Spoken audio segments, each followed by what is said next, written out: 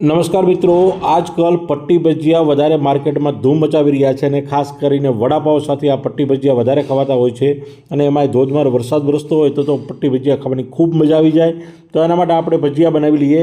તો લીલા મરચાંની ઊભા ચીરા કરી લીધા છે અને એમાં લીંબુ અને મીઠું એડ કર્યું છે અને એને મિક્સ કરી દેવાનું છે। 10 મિનિટ ઢાંકી દેવાનું છે।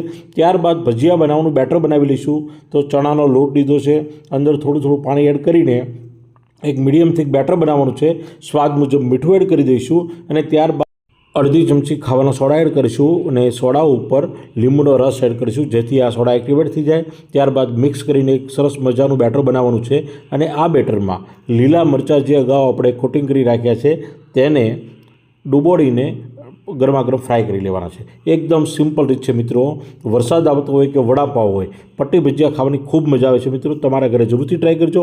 ચેનલને સબસ્ક્રાઈબ કરજો, કોમેન્ટ કરજો। જય હિન્દ।